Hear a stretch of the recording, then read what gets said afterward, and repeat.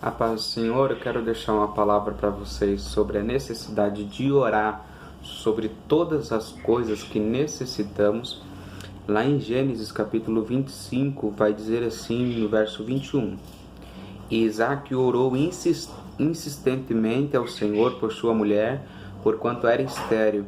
E o Senhor ouviu as suas orações e Rebeca, sua mulher, concebeu. Você vai perceber que Isaque, mesmo tendo a promessa do seu pai Abraão, de Deus sobre o seu pai Abraão, de ser pai de multidões, que se cumpriria através dele, quando ele se viu diante de um empecilho para aquela promessa se cumprir, que era a sua mulher estéril, ele começou a orar ao Senhor não uma vez, mas ele orou insistentemente ao Senhor, até que Deus ouviu a sua oração e a sua esposa concebeu, começou a geração de filhos. Você vai perceber que Isaque tomou um comportamento diferente de Abrão, porque lá a Bíblia vai dizer que Abrão, capítulo 15, Deus aparece a Abrão e diz: não temas, eu sou teu escudo, teu grandíssimo galardão. Aí no verso 3, Abrão diz o seguinte para Deus: disse mais Abrão: eis que não me tens dado semente, eis que o nascido na minha casa será o meu herdeiro. Mas a palavra de Deus vem a Abrão e disse assim: este não será o teu herdeiro, mas aquele que de ti será gerado, esse será o teu herdeiro. Aí a Bíblia diz que Abraão creu e isso lhe foi imputado por justiça. Abraão admitiu a bênção de Deus, ele aceitou, recebeu, tomou posse da bênção de Deus.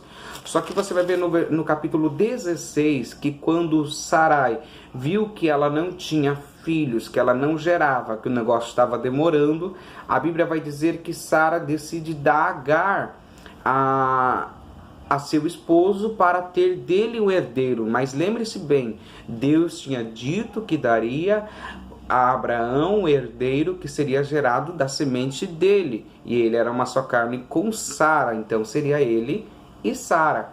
Sara então decide dar a serva e cria perturbação dentro de casa. Abrão era amigo de Deus, Abrão apresentava sacrifícios a Deus, Abrão obedecia a Deus. Só que em relação ao filho, em relação ao milagre do filho, a Bíblia não relata Abrão orando para Deus abrir o ventre de Sara. O que acontece com Abrão? Abrão crê na promessa, mas eu creio, essa é a minha opinião, que lhe faltou insistência e perseverança na sua oração por sua esposa para que Deus abrisse o ventre. Porque você vai perceber que quando Deus vem falar com ele, ele apresenta um questionamento e uma falta de direção de como Deus operaria aquele milagre. Por que apresentar a Deus as nossas necessidades em oração? Porque quando você ora sobre as suas necessidades, Deus lhe dá clareza de como é que Ele vai trabalhar. Deus começa a te dar sensibilidade do trabalhar dEle. Deus começa a te dar visão da onde é o caminho e de como Ele vai realizar o que você está pedindo na oração. Mas quando você não pede, a Bíblia diz bem assim em Filipenses: não andeis ansiosos por coisa alguma, antes sejam em tudo as vossas petições conhecidas diante de Deus, através das súplicas e ações de graças, e Deus guardará o vosso sentimento em Cristo Jesus. Quando Abraão não insistiu na oração para a abertura do ventre de Sara, o que aconteceu é que o sentimento de Abraão e de Sara não foi guardado. Tanto que quando entra a preocupação no coração de Sara, ela toma atitude e pega a serva e dá para o seu esposo. O sentimento de ansiedade não tinha sido lançado diante de Deus.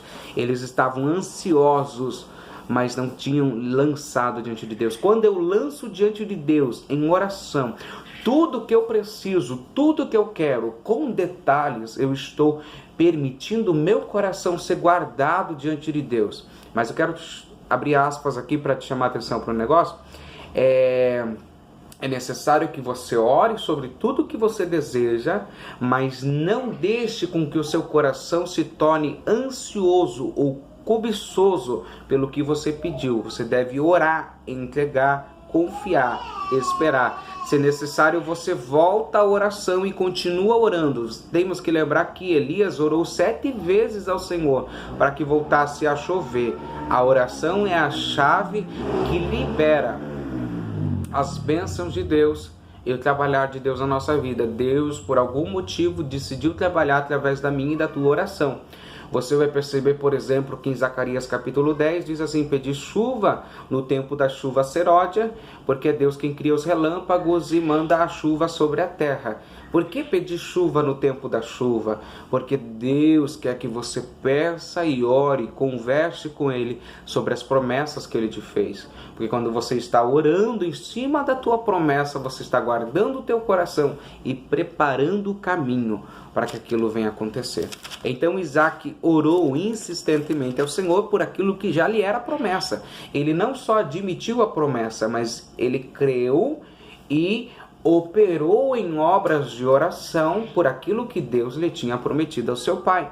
Então nós não devemos apenas tomar posse da promessa, mas devemos levar em oração estas coisas. Por exemplo, é claro que Deus chamou Paulo para a pregação do Evangelho, isso lhe foi testificado que ele seria enviado aos gentios, mas você vê em Efésios ele pedindo à igreja: orem por mim, para que me seja aberta a porta para a pregação do Evangelho e me seja livre o curso da palavra. Porque muitas vezes você vai ver que Satanás fechou as portas para Paulo e algumas vezes o Espírito Santo de Deus também fechou a porta. Mas é interessante isso, o diabo muitas vezes se colocou no caminho de Paulo para atrapalhar as portas em que ele entraria para pregar o Evangelho. Então ele precisava orar e outras pessoas orarem por ele para que a porta fosse aberta. Era a promessa, era chamado, era a vocação de Paulo, era o ministério dele, mas não fluiria sem oração em cima daquilo. Você foi chamado para pregar? Ore para Deus te dar sabedoria na pregação e para Deus te dar para abrir portas na pregação.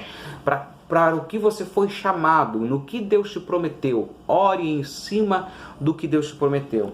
Aí, para ir mais além, lá em Lucas capítulo 11, um sentimento que tem entrado no coração das pessoas hoje em dia é: pastor, eu não sou digno de pedir algumas coisas a Deus. Eu acho que Deus vai se incomodar, que Deus vai se irritar comigo se eu pedir. Quando a Bíblia diz buscar primeiro o reino dos céus e a sua justiça, e todas as coisas vos serão acrescentadas, diz primeiro o reino dos céus e a sua justiça, mas não diz que eu não posso buscar as outras coisas, mas que eu tenho que ter prioridade no reino de Deus e na vontade de Deus. Essa deve ser minha prioridade. Quando Deus está dizendo que vai acrescentar para você, Ele está dizendo que é promessa, Ele está dizendo que Ele vai te dar, Ele está dizendo que Ele está se preocupando com as outras coisas, que Ele se importa também com as outras coisas. Então em Lucas capítulo 11, verso 5, vai dizer assim: qual de vocês terá um amigo, e se for procurar ele à meia-noite, ele disser: amigo, empresta 3 pães, pois que um amigo me chegou à minha casa, vindo de caminho, e não tenho o que apresentar-lhe. Se ele, respondendo de dentro, disser: não me importunes, já está a porta fechada e os meus filhos estão comigo na cama, não posso levantar para te dar, digo-vos que ainda que não levante para dar por ser seu amigo, levantar-se-á todavia por causa da sua importunação e lhe dará tudo o que houver necessidade. Jesus ali falando sobre a necessidade de nós importunarmos e insistirmos em pedirmos aquilo que necessitamos. Ele está falando de uma bênção material, ele está falando de uma bênção física necessária para atender um propósito dentro da casa dessa pessoa. E ele diz que por causa da importunação, esse amigo dará tudo o que ele necessitar. Se um amigo terreno vai dar tudo o que eu necessitar, se eu ficar insistindo, quanto mais o meu Pai que está no céu, se eu insistir, Ele me dará também. E eu vos digo a vós: pedi e dar-se-vos-á, buscais e achareis, batei e abrir-se-vos-á. Porque qualquer que pede, recebe, e quem busca, acha, e quem bate, abrir-se-lhe-á. E qual dentre vós, se o filho lhe pedir pão, lhe dará uma pedra? Ou também se lhe pedir peixe, lhe dará por peixe uma serpente? Ou também lhe pedir um ovo, lhe dará um escorpião? Pois se vós, sendo maus, sabeis dar boas dádivas aos vossos filhos, quanto mais o Pai Celestial, o Espírito Santo, àqueles que lhes pedirem. Deus está disposto a nos dar a bênção suprema, que é a presença dele, o Espírito Santo dele. E se Deus está disposto a dar o Espírito Santo dele, quanto mais as outras coisas simples desse mundo, as coisas básicas da nossa vida, e suprir as nossas necessidades. Como ele usa o exemplo do pão, no lugar de uma pedra, ou peixe no lugar de uma serpente, ou ovo no lugar de escorpião. Ele está disposto e ele quer que você peça a ele as coisas simples que você necessita, que parece que não tem significado. Quem é que vai orar pedindo um ovo a Deus? Quem é que vai orar pedindo um pão a Deus? Incrível, parece que para mim e para você isso não serve, mas com certeza tem alguém que pediu a Deus, tem alguém que ora essas coisas a Deus, porque talvez não se encaixe na minha necessidade, na tua necessidade, mas o que Jesus está dizendo é que Ele está disposto a atender as necessidades aparentemente mais menosprezadas ou mais comuns de se você se ter a provisão todos os dias, porque é algo que nos falta de vez em quando, pelo menos para mim é algo que falta de vez em quando, mas para algumas pessoas, essas necessidades são coisas importantíssimas de serem atendidas. O que ele está dizendo é, aquilo que você necessitar, aquilo que for importante para o teu caminho, Deus está disposto a te dar, Deus está disposto a estender a mão e te abençoar. Aí lá em João, capítulo 16, verso 23 e 24, diz assim: naquele dia nada me perguntareis. Na verdade vos digo que tudo quanto pedirdes a meu Pai em meu nome, Ele vos há de dar. Até agora nada pedistes em meu nome. E pedi e recebereis, para que a vossa alegria seja completa. Jesus, mais uma vez falando aos discípulos, vocês não pediram nada até agora, mas tudo que vocês pedirem no meu nome ao Pai, Ele vos dará. E peçam para que vocês tenham a alegria de vocês completa. Existem algumas coisas que nos faltam no dia a dia que nos gera uma certa aflição, não por sermos descontentes com o que Deus tem nos dado, não por falta de contentamento, mas porque precisamos ser atendidos para atender a necessidade e o propósito que temos para o dia de hoje. Então, o que eu quero te dizer através dessa palavra é que a gente precisa quebrar o preconceito do que podemos pedir a Deus e dar a liberdade de pedir tudo que você necessitar a Deus. Não é metade das coisas, é tudo. Pastor, mas Deus conhece o meu coração. Sim, Deus conhece o teu coração, mas a partir do momento que você verbaliza os seus pedidos, você começa a entregar diante do altar de Deus. Não está mais no altar do teu coração, está no altar da graça de Deus, e você pode confiar que você vai receber. Eu digo aos irmãos, até aquilo que você não sabe que Deus quer te dar, peça acreditando que Ele quer dar, porque se Ele não quiser, Ele vai te avisar. E Ele vai dizer que não é o tempo ou que realmente não é o propósito dele para você. Mas tudo que você pedir, peça com fé. Porque a Bíblia diz assim, se vocês tiverem a fé como um grão de mostarda, direis a este monte, passa daqui para colar. E tudo que vocês pedirem em oração, crendo, recebereis. Então eu tenho que pedir em oração, crendo. Eu tenho que pedir acreditando que Deus está me ouvindo e acreditando que Deus está me dando, porque se Ele não quiser me dar, Ele vai me comunicar para que eu possa prosseguir e entender a boa, perfeita e agradável vontade dEle. Então essa mensagem que eu deixo para vocês, um dia eu orei a Deus e falei, Deus, me dá um relógio. Foi uma oração só, Deus, me dá um relógio. E passou um mês, um outro pastor me trouxe em casa depois da pregação, e quando ele foi dar paz do Senhor para mim, ele me deu paz do Senhor com o relógio dele na mão e me deu o relógio dele, e ele não sabia dessa oração.